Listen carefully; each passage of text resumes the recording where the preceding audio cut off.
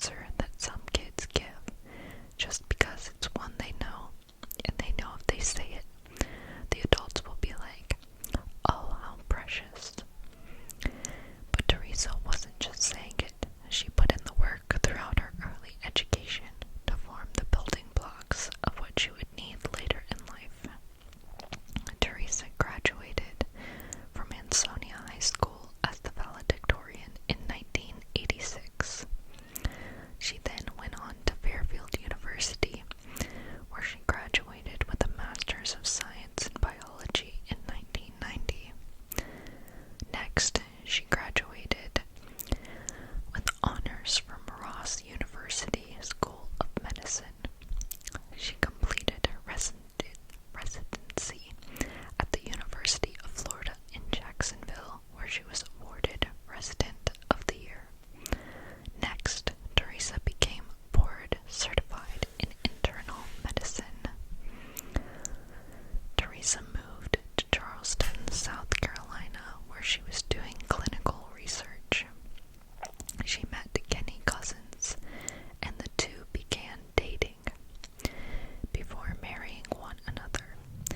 Kenny later said that the two of them bonded over a love for the outdoors, the ocean, music, food, and just having a good time. They had what he described as a real work hard, play hard ethic. The young couple moved from South Carolina to St. Pete.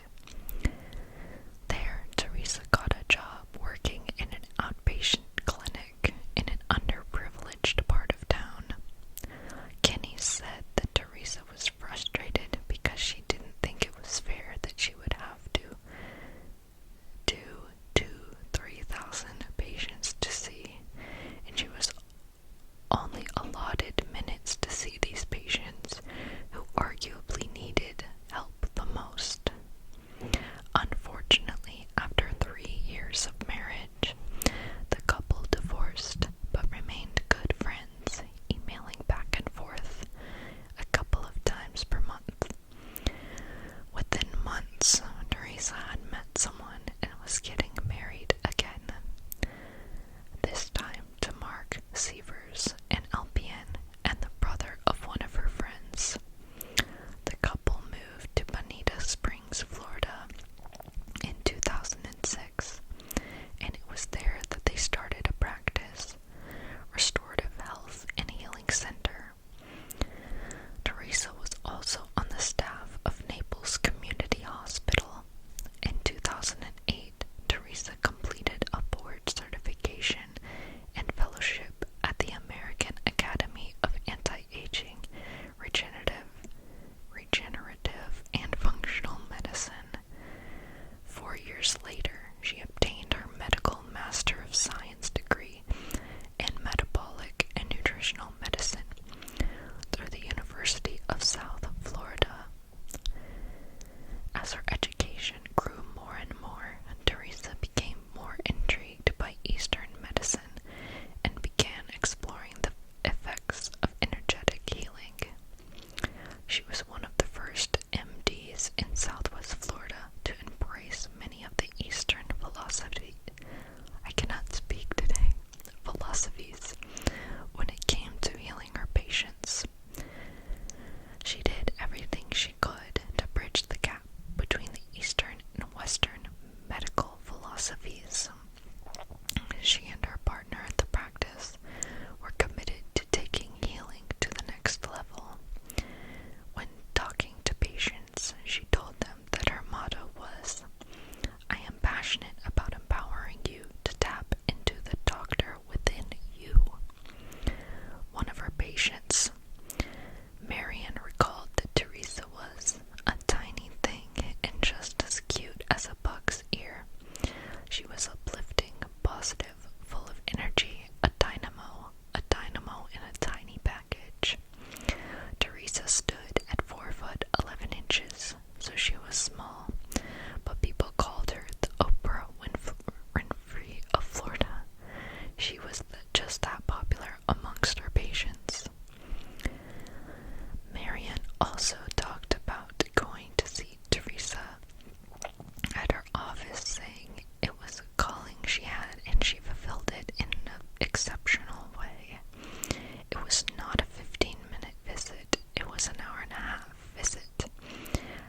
grateful that I got that in this lifetime. That's how rare she is.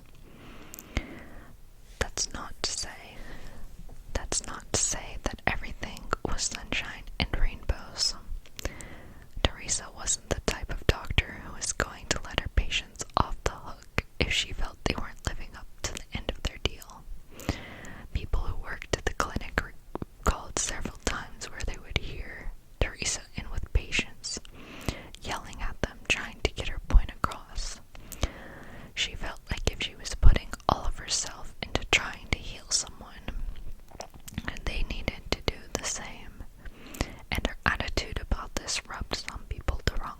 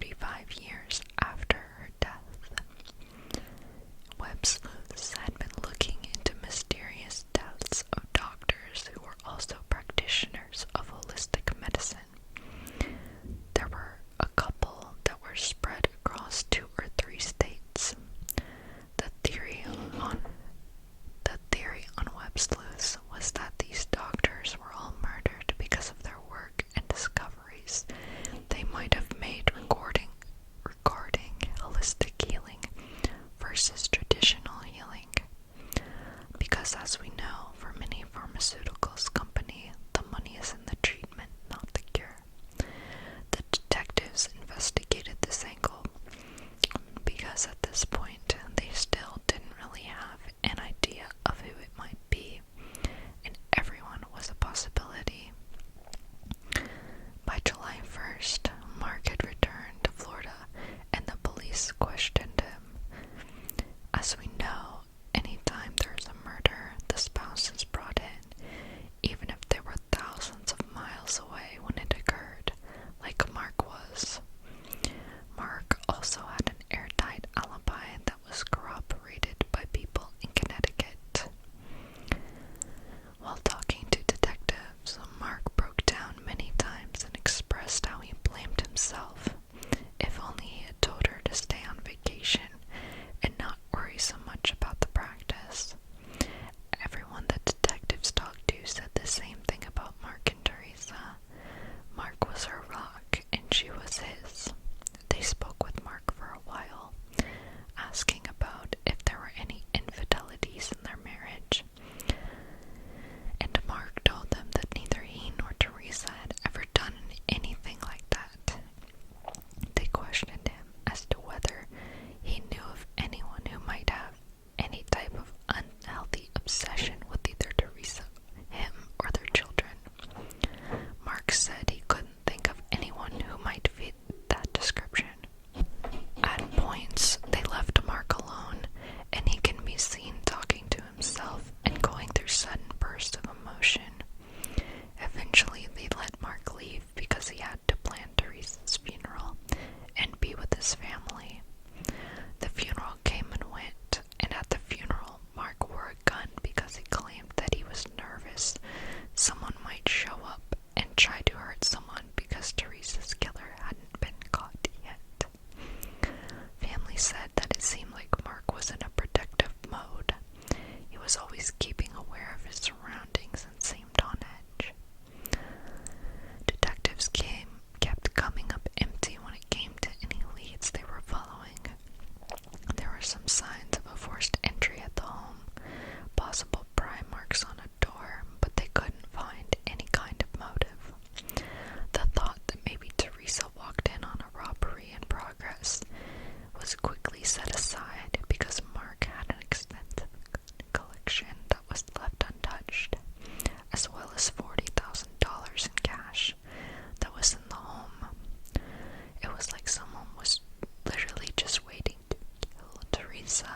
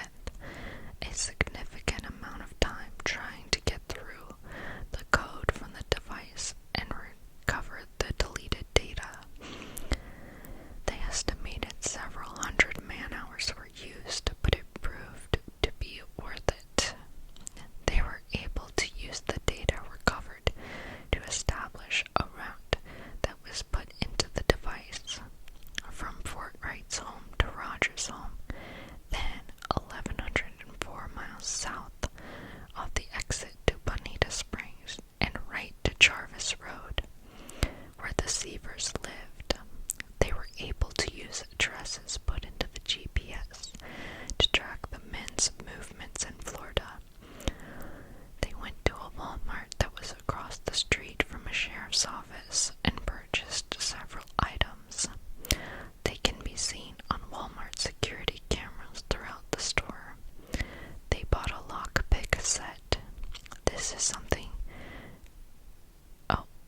Large garbage bags, several cleaning supplies, changes of clothes, rubber boots, and things along those lines.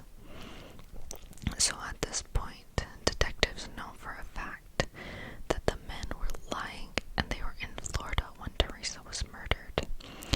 It's plain as day right on the video. So, armed with all the new info, detectives returned to Missouri. They spoke with the Hammer's girlfriend, Taylor Schumacher, and while talking, she broke down and said, "I know what happened." Taylor told them that they were laying in bed one night and she knew something was up. She kept asking questions and pressuring the Hammer, and she said she knew he went to Florida and had something to do with Teresa's death. He had told her originally that he was going with Wright to work a job and make some extra money. After she confronted him in bed, he confessed to her that he and Wright killed Teresa and they used a hammer to do it. Taylor was able to lead the detectives to a stretch of road where she had gone with the Rogers, and he had her dump items out of the window. They found pieces of his cell phone that he had destroyed and a blue jumpsuit which he said he wore during the murder. Taylor said she was scared he would hurt her if she didn't do what he said. So, they now had their killers and proof. But Curtis Wainwright told the detectives that he had more information. Information they would definitely want if a deal could be worked out. Wright told the investigators about his best friend from high school when they both lived in Missouri, Mark Sievers. Wright told them that in 2015, Mark went to Wright's wedding in Missouri, and while they were there, he confided in him that he was having marriage problems with Teresa. He told Wright that he was afraid that Teresa was planning on leaving him and taking the kids, and he didn't have the kind of money it would take for a custody dispute. Then Wright told detectives that Mark told him the only option would be for Teresa to die. The two men then planned out how to murder Teresa, and Mark was going to pay Wright from the insurance money he would stand to collect. Detectives learned there was 5 different life insurance policies that were taken out on Teresa, totaling $4.4 million. Wright then got Rogers to help him without Mark's knowledge. Wright was actually known by many members of Mark's family and even Teresa, since they had been friends for so long. Wright was into technology and actually worked doing computer repair and things like that. On many occasions, he had gone to Teresa's practice and repaired computers in the office. Wright said the two of them rented a car and used the GPS to go to the Wright home around 6 a.m. on June 28th. They went into the home and disabled the security system before leaving and going to Walmart, then a brief stop at the beach. Them being there so early and disabling the alarm system shines some light as to why Mark's mom was probably having trouble with it. After their beach stop, the men returned to the home and waited for hours until Teresa arrived. As she walked in, they attacked her. Wright took his plea deal in exchange for a testimony against Mark and Rogers. He pleaded guilty to second-degree murder and was given 25 years in prison. It would be 4 years before Rogers and Mark Sievers went on trial.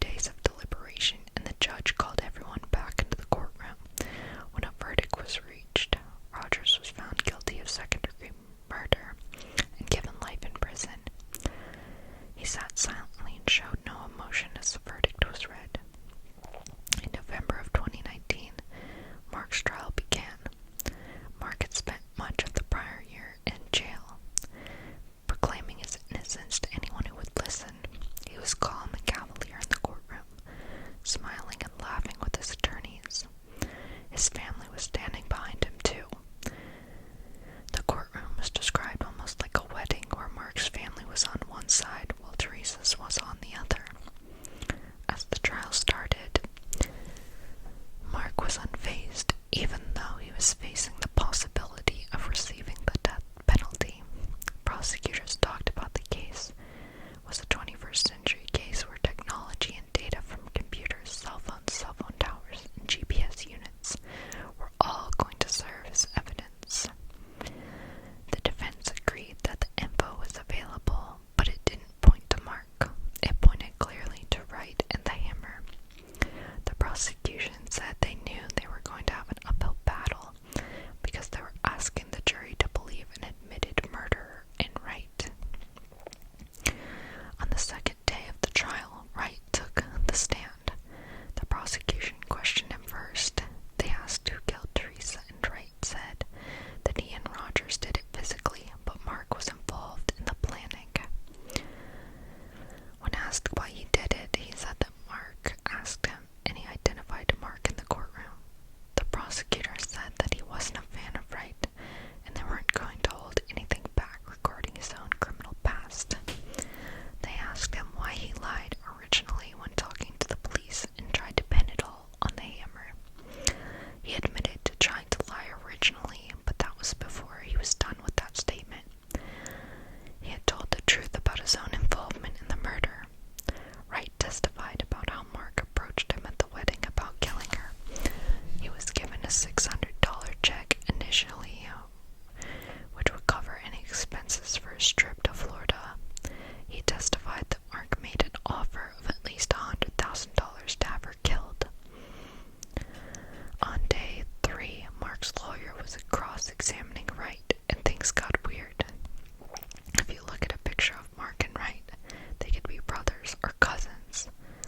People said that Wright did much more in the aspect to look like Mark than vice versa.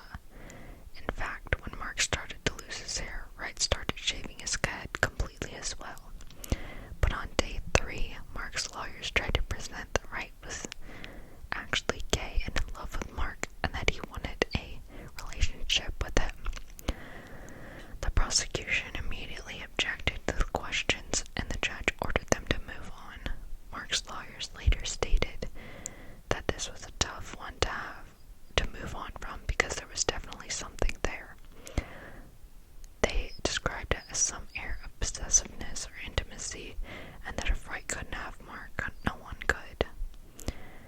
Mark's lawyers went on to say they felt like Wright seeing Mark at the wedding was the final straw that pushed over the edge of jealousy. He was jealous of Mark's beautiful doctor wife, his daughters, and his beautiful family and life. He said that